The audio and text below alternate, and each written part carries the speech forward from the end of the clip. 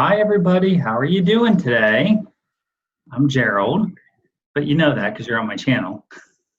And I'm here with Angela, who you might recognize because she's had a few videos out in the past, but you also might recognize her from her business, Color and Cotton. Hi, Angela. Hi. Thanks for How- having me. You're welcome. How are you doing today? Good, good. How are you? I'm wonderful, thank you. So just to give you a little bit of information about Angela, you can find her at her website for her business, colorandcotton.com. And color is spelled the British way, Colour. So make sure you spell that the right way, colorandcotton.com. And you can find her on Instagram at the same Color and Cotton. And Facebook. You have a Facebook page as well, Color and Cotton. I do. Yep. Yes. So, did I forget anything? No, I think that's it. Okay. So, we're going to chat a little bit about how Angela likes to stitch, what she's into, how she got her start, as well as some information about her business, which is always exciting because it's interesting to talk to small business owners in our love of fiber arts. So, Angela, how did you get into stitching? Yeah, so I come from just a really crafty family. My family has always done sewing. My dad's really into woodworking and model trains. My grandma taught me to cross stitch when I was probably like 9. And my whole family kind of did it for a while. My dad actually cross stitched. I remember like in the evenings he would work on things, and it was back when the teddy bears of the 90s was everything. So he would do like little birth announcements, and um, so I always kind of just loved having a craft project to work on, and kind of carried that through middle school. And kind of as I got into high school, I got a little bit more into the visual arts, drawing and painting. And so I kind of lost the crafting for a little while. And when I went to college, I studied fine art, and I majored in oil painting and drawing, actually, like anatomy drawing. And while I was taking those classes, I had to take some arts electives as well. And so I signed up for a fiber arts class because I thought, it's something that I'm familiar with, and I kind of thought maybe it would be easy, like an easy thing to add in to my schedule. And I just like fell in love with fiber arts all over again. I had an awesome professor, and one of the first things I realized is that it wasn't easy. Some of the projects that we were doing weaving, which is really technical and really cool in terms of planning out designs. And one of the first things that we did in that class is we dyed our own fiber to use as the weft and warp for our weaving project. So that's kind of where I was first introduced to the dyeing process that I use today, was in my college classes. So and kind of after that, kind of getting back into it, I just found myself wanting to pick up some of those crafts that I had sort of forgotten about, for years. And, I remember as a kid when you went to the big craft store and you went to the cross stitch aisle and you picked out your dimensions kit, and that was kind of like the extent of it, and you stitched on your white Ada. And so when I got back into it in college, I was blown away by everything that was out there. All the designers, all the fabrics and the fibers, and it was just like a whole new obsession. So you got back into it back in college, and have you been stitching pretty regularly ever since? Pretty much. I'm like a serial crafter, as I think many of us are. So I've picked up a lot of random projects along the way. And I think even if you go back to like the very beginning of my Instagram account, you'll actually find like a bunch of crochet stuff, because I was really into that for a little while. And I think part of it was I moved from Cincinnati, where I grew up and went to school, back to St. Louis. And so it was kind of, I was in a new city, I was still getting settled. And so I just crafted because I was looking for, kind of a creative outlet. So, but yeah, since then, cross stitch has definitely been kind of the biggest thing that I've been focusing on, and the biggest thing that I personally enjoy. So what kind of obviously you're into the fine arts because of college. What kind of stitching are you into? Are you an eclectic stitcher? Do you have a particular style that you like?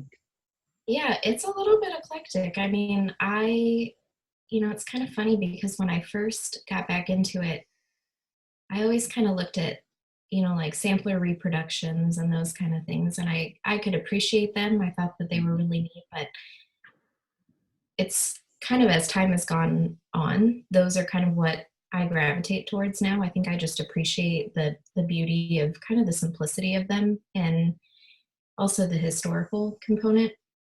But I love stitching modern patterns too. I love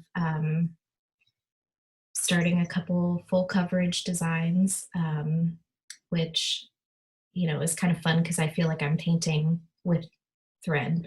Mm-hmm. But yeah, I mean, I really like everything. And that's the problem, because there is everything out there and there's only so much time. So. Okay. So with your business, and we'll get to the business here in a second. So we know the businesses in general take a lot of time. So how much time are you able to devote to your stitching? Yeah, not as much as I would like, which is probably how everyone feels. Of course. Usually I will stitch. My stitching is like the last thing I'll do for the day. So, when I go upstairs and finally wind down for the night, I'll, put Netflix on and stitch for a while. And I mean, sometimes I do stay up way too late stitching, but that's kind of like my reward for the day, or my relaxation procedure. So awesome. Okay, so you went to school for fine art, and you learned how to do how to do fiber dyeing and color theory and all of that in college. How did that translate into you starting a new business?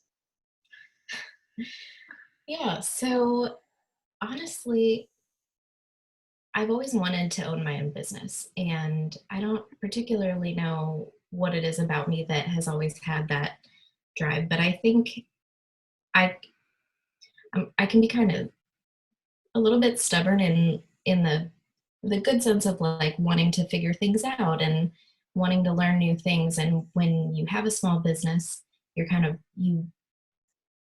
touch on all aspects of your business every day. You're always learning different things. And that really appealed to me of, kind of being a jack of all trades and learning new things. And, most importantly for me is being closer to your customers. I think in some professions, you don't necessarily get to have that close interaction with the people that you're actually benefiting, or, you're working to support. And so that was always something that just was really intriguing and appealing to me, to have kind of that direct connection with people. So as far as how my arts background translated into the business, it kind of, I don't want to call it an accident, but it kind of was a little bit of just starting with an idea and just kind of putting it out there and seeing what happened. And then as it evolved, and I kind of realized that it could be something that, actually developed into something as a real quote unquote, that's kind of where I kind of said to myself, okay, I'm going to be serious about this. I'm going to really give it a shot, So I don't think I ever intended, to set out and start this. It just kind of evolved. So but I love it. Did your business actually start as the color of the month, or the thread of the floss of the month, or how did your business actually start? Yeah, I think so about 2 years ago, I think I started putting some of the threads out. That was definitely what I started with first. And it was pretty early on that I put out there the thread of the month club.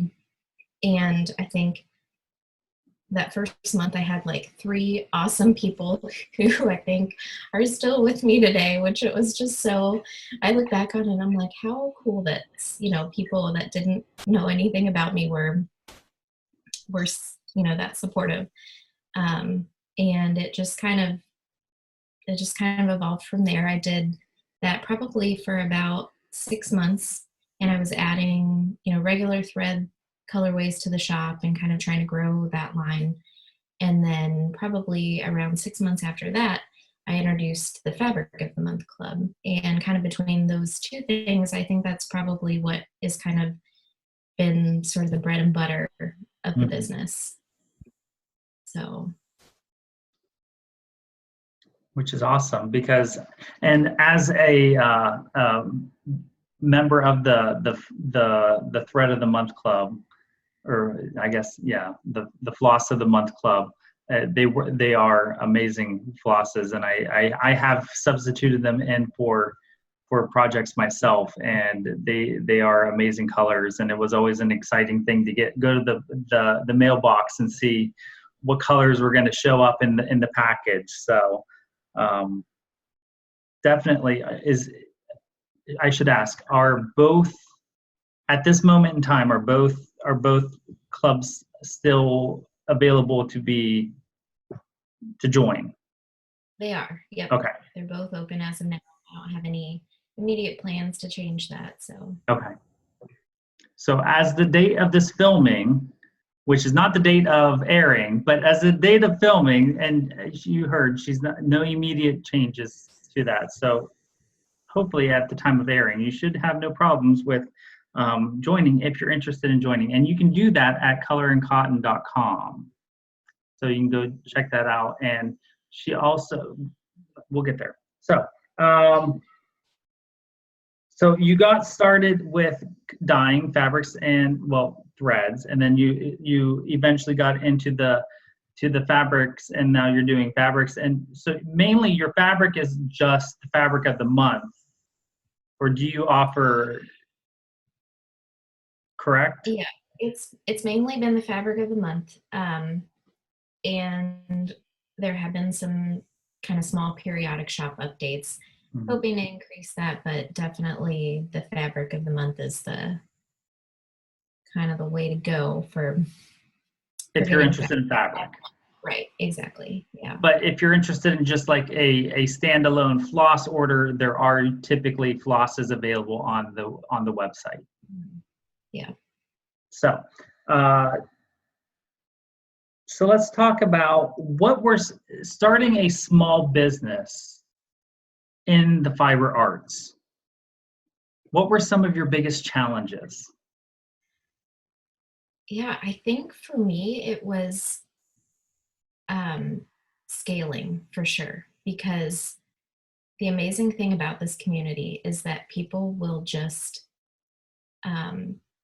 be so open about sharing and about supporting people. And so, things kind of grew more quickly than I could have imagined, and so trying to scale what I was creating, how I was preparing and packaging everything, I don't think I was quite prepared for, how quickly that was going to happen.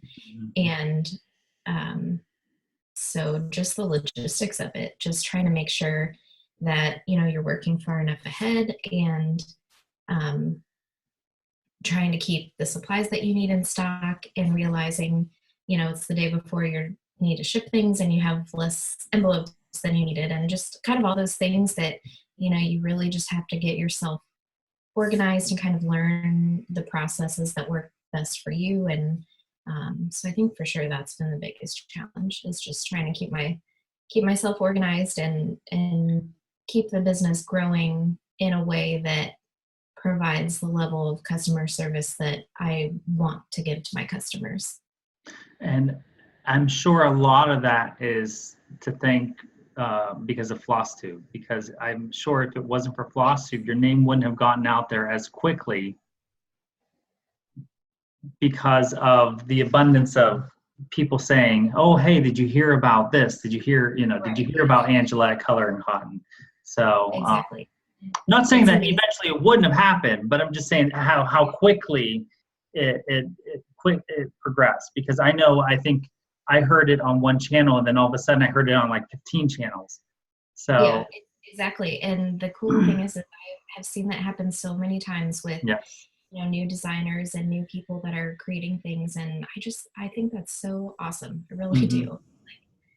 Like, people are just amazing in this community and so supportive, and I love seeing that. So that is your challenge. What is your favorite thing about owning your own business? Ooh, I love it all.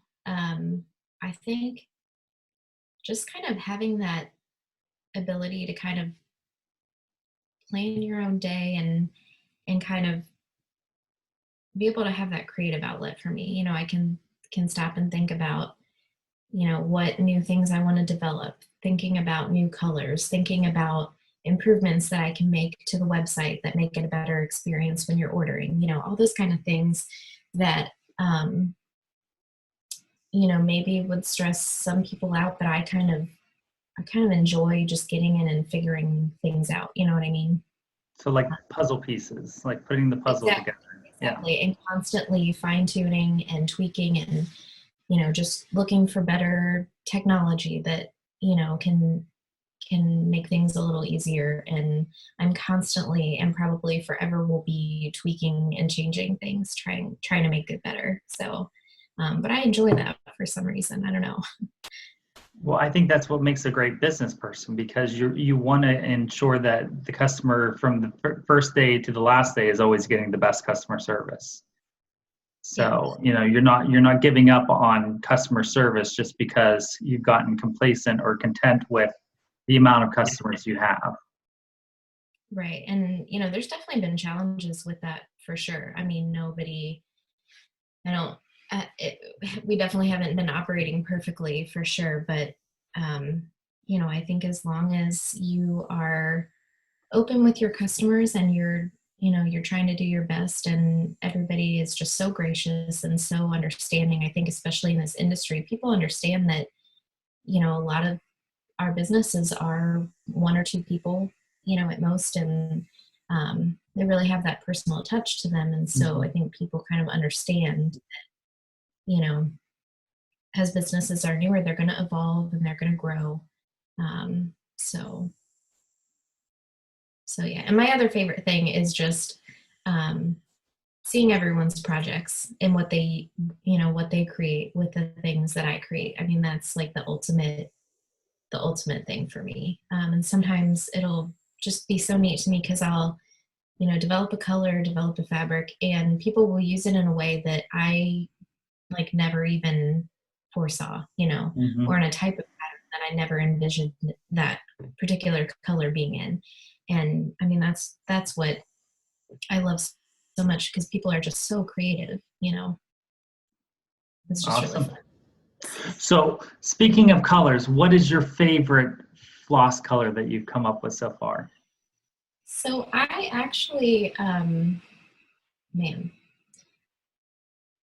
I think my absolute favorite color is probably one of the newer ones that I've created, which is, it's called Calliope. And it's like let me see if I think I did grab it. I don't know if this is going to show up that well, but it's kind of like a variegated blue purple. Yeah, Greeny blue purple.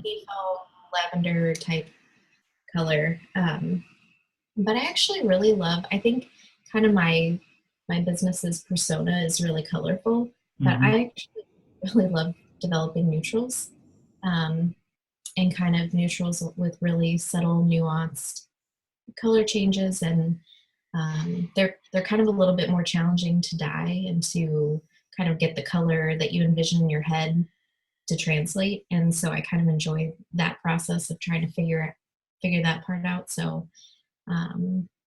yeah.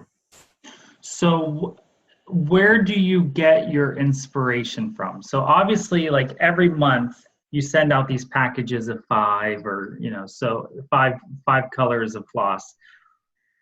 Where do you get that inspiration for what is going to go into each package? Yeah. Sometimes it's a little, so I kind of go between, some months I kind of have like a theme in my head, I mean, 2 months ago was really spring, cheerful colors. There was a light and a dark green and a pink and purple and that kind of thing. And they all kind of went together. And then some months it's a little more of just maybe some color ideas that I've had bouncing around in my head that aren't necessarily grouped together in kind of a theme. And as far as individual color inspiration, it's hard for me just to think about colors in isolation, like usually when I'm dyeing something, I will start with like a color family, and I'll think about the dyes that I want to mix, and then I'll kind of think about all the different colors that could come out of that mixture of dyes. So for example, if I know that I want to use yellow and purple together, you can get so many colors on that spectrum, from kind of gold to like a reddish brown to kind of a purple and a muted purple. And so even if the colors that I kind of dye through that process don't make it into the final version of the club, that's just for some reason kind of how I think about it, in terms of color families, and also how different colors are going to pair together. So I right now I'm envisioning a big laboratory, and you're always down there testing. And so while you're testing, what might not work this month, you might save for down the road and put it with something else. Am I? Exactly. Okay. Yeah. Or, sometimes I won't use it right away, but I'll kind of make, a note in the back of my head, like, oh, this might be an interesting thing to try in the future, this combination, or, this was a little bit too dark. And, there's a lot of cool things happening chemically in the dyeing process, and there's a lot of surprises. So sometimes you'll think that you're going to go about testing a certain thing, and something completely different happens, and it's cool, because then you're like, oh, well, now this gives me this idea of something that I might be able to come up with from that. So yes, I do feel like I am in a little laboratory, with my little beakers and my little, I don't have a white lab coat, but I do have goggles and a and a face mask. So You got to keep your eyes safe. yes, safety You want to first. be able to continue seeing those colors. So, so out of curiosity, then, how long does it take, roughly? You don't have to have an exact timeline to develop one color. So the dyeing process is actually pretty quick. I mean, it's about a day. The dyes that I use are, they react at room temperature, and so you can sort of batch them for a couple of hours. You can batch them overnight, kind of just, that just depends on what else I have going on. And so as far as the dyeing, it's not that long, but what does take a little bit longer is kind of that sitting down to think about, okay, which powders of dye am I going to try to combine? What's going to kind of be my my dyeing schedule for the day? Because one thing that I try not to do is mix up, 20 colors and then waste some of it, end up getting, pouring it down the drain because, I haven't gotten to all of it. So I kind of try to work in like color families for the day. So, maybe 1 or 2 dyes, and then kind of everything that falls along, that spectrum of color, if that makes sense. Yes. So, and it kind of helps having a system like that. I'm kind of a systems person. So it kind of helps me like remember what I've done. And of course, I'm documenting all my recipes, so to speak. But so that you're not starting with like a completely blank slate each time, because you can almost kind of get stuck in a rut where you just keep creating the same colors. You know what I mean? So. Okay, so we have to talk about the elephant in the room right now. What is this giant windmill that's over your shoulder behind you? So that is actually, so you'll notice the cones of DMC floss. They're on my shelf. And I normally don't work in this room. I'm kind of working in this room temporarily because my dog had surgery and he's recovering in the next room. So this is kind of like my makeshift place. But anyway, this thing is, I don't even know what it's called technically, but it is actually a yarn winder it's handmade from a really cool little sheep farm in New York. And I use that to take the floss that's on the cones and I wind that into hanks, I guess you could call them, of usually like about 160 to 120 yards. And I'll fasten that off, and that is what I will actually dye. So each of those hanks is about 20 skeins of what becomes, the final individual skeins. So, so that's what I use to wind those and prepare for dyeing. But yes, it looks a little. Okay. I figured it was something along that line, either at the beginning or at the end of the process, but I wasn't exactly sure what. And that's interesting. Yeah. So it helps get the DMC off of the cone. Exactly. Yeah. And actually, it's kind of fun. My dad is an engineer, and he just goes to town on all these kind of little projects. And my parents have been really supportive of this. But I was kind of talking to him about this, and you have to wind it manually, and it's not bad for a couple of them, but when you're needing to do hundreds of them, it gets a little, your arm gets a little tired.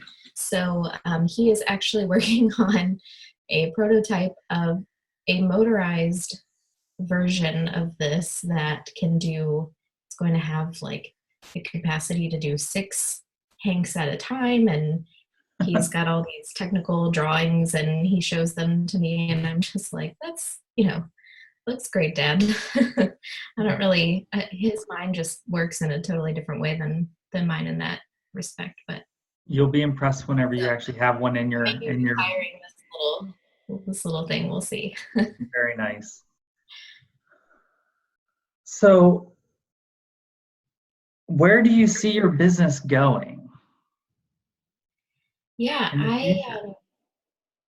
that's one thing this year that I really want to get to a place where I can kind of step back and think about that a little bit more holistically and a little more strategically, because, kind of up to this point, it's just been sort of trying to keep up with the growth. And for me, I would love to start working with some designers and, kind of supporting them any way that I can in developing patterns and materials to use for the patterns. I would definitely, one of my biggest priorities is to get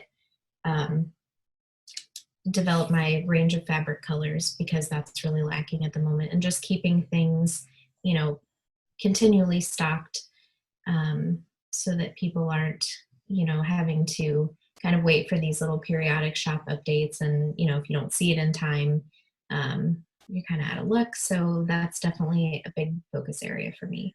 And a couple years down the road, it's kind of open-ended. That's one of the things that I've loved about watching this so far, is it's just I don't want to put too many expectations or like limitations of what it could turn into, because sometimes you can't even really envision it. There might be partnerships that that come up, or, different things that you kind of expand into. And so it's kind of hard to say. I think one of the things that that I'd like to get more into is kind of the educational component. Mm-hmm. I love kind of sharing the behind the scenes and kind of showing my process, and how that works. And so kind of developing some content, maybe some tutorials, different things that that are kind of in relation to more of the dyeing piece. So we'll see. I think that's great, because I know lately you've been putting some things on Instagram of just how the color interacts with the fibers and everything. And I am just fascinated. I'll sit there and I'll watch for like 15 minutes of just how you pouring over the chemicals and the color changing. And, it's like a magic trick. And it's amazing to watch. And, you realize, like, I knew that's how it works, but you don't really realize it until you see it in person. Yeah. And so, I think, yeah. And that's kind of how I feel, every day when I'm like, this is so cool. I need to show this to people, because I kind of sit there and, geek out over those little things too about, kind of the process. And I think it's just fun. I think it's, I think it's fun for people to see how, what goes into to the things that they're buying. So awesome. I think you answered all my questions. Do you have anything else you want to add? I don't think so. I just I want to thank you, and I want to thank everybody who has supported my business over the last 2 years. It's awesome. And I feel like I've made so many friends through this, so many people that are just kind and, just want people to be successful, and not even be successful in the business sense, but just, helping people that are new to cross stitch in, kind of navigating different things. And everybody is always just so giving, in this community, and it makes that a real pleasure to serve this community, so. Well, and I want to thank you, just because you have been so gracious in opening up your business to all of us, but also for me personally, because you have been instrumental in helping me establish my business and answering a lot of my questions, as far as, the nitpicky business, like behind the scenes stuff that so many people in small business don't really know. And, it's just helpful to have a friend who's willing to answer those questions. So thank you. Yeah, you are welcome. And I, if I can encourage one person, that means a lot to me. So I don't think that there's any limitation of, people that have ideas, that want to put things out there. I think there's room for everybody, for sure. And everybody has something unique to add to the stitching community. And, so I would kind of say, if anybody is toying with the idea of starting to put things out there, that, there's room for you, for sure.